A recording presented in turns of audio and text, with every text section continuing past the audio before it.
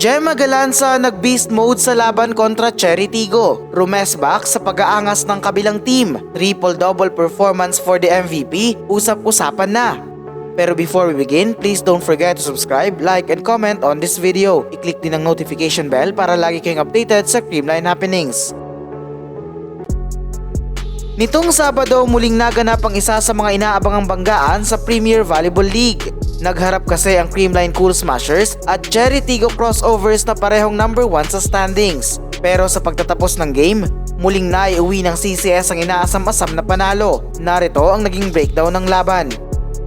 Set number 1. Maagang nagpakitang gilas ang second stringer ng Creamline na si Rose Vargas. Nasa starting unit siya sa game dahil sa iniindang minor injury ni Tots Carlos. Hindi naman niya na-disappoint ang mga fans dahil sa naglalakasang mga palo na hindi masolusyonan ng Cherry Tigo. Defense-wise ay naging steady ang Cool Smashers pero bago pa man ang first technical timeout ay sunod-sunod na errors ang kanilang nagawa. Ito ang dahilan kung bakit nagkaroon ng 5-1 run ang crossovers at nakakuha pa ng momentum sa laban. Mas lumobo pa ang lamang nila dahil sa mga kalkuladong spikes ni na EJ Laure at Shaya Adorador. Nadagdagan din ang mga unforced errors ng CCS kaya tuluyan nang nakuha ng Cherry Tigo ang set sa score na 17-25.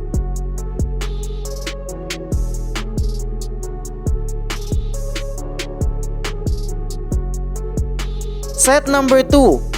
Ipinasok na ni Coach Sherwin si Tots Carlos para makabawi sa crossovers. Hindi man 100% fit to play ay nagpasiklab pa rin ang nasabing player para tulungan ang Creamline na dumikit sa kanilang kalaban. As expected, mainit pa rin ang mga kamay ni na Laure at Adorador. Pero tila nag-collapse ang depensa ng Cherry Tigo kaya naman sinamantala ito ng Cool Smashers. Unti-unting lumaki ang kanilang kalamangan and looking very sharp nga umano ang mga players nito. Hindi rin pumayag si Maring Gemma Galanza na makuha ulit sa kanila ang set. Hiyawan ng mga fans sa naglalakasang spikes ng nasabing outside hitter. Double digits nga agad ang kanyang output sa game kaya naman maganda rin ang naging resulta para sa kanyang koponan. Maging si Michelle Gumabaw ay nagsimula na ring uminit sa set na ito at nagtuloy-tuloy ang kanilang efficient attacks kaya lopsided win ang nangyari sa score na 25-11.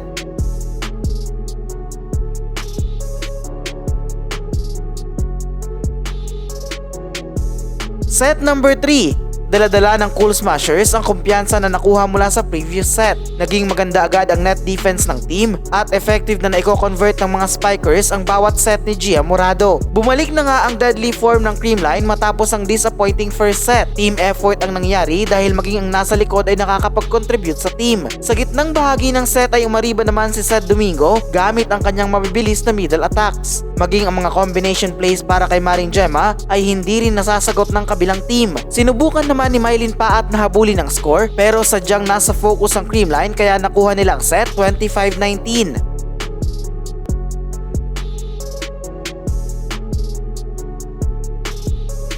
Set number 4.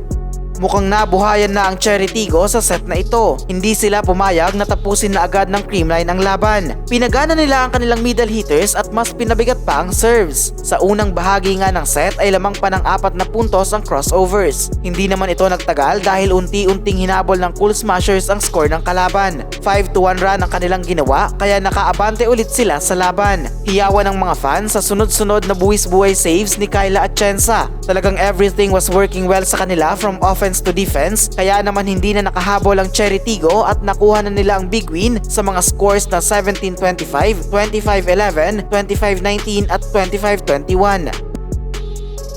Naging highlight sa laban ang swag moment sa pagitan ni Maring Gemma at Rosel Baliton. May one-on-one moment pa nga ang dalawa at talagang hindi na itago ni Galanza ang kanyang angas dahil ilang beses din siyang na-stare down ng nasabing middle blocker. Maging ang mga commentators ay napansin ang mainit na palitan ng puntos at swag ng dalawang players. Sa huli, nanaig pa rin si Gemma with a triple-double performance. Nakapagtala siya ng 25 points from 22 attacks, 1 block, 2 service aces, 13 excellent digs and 12 excellent receptions.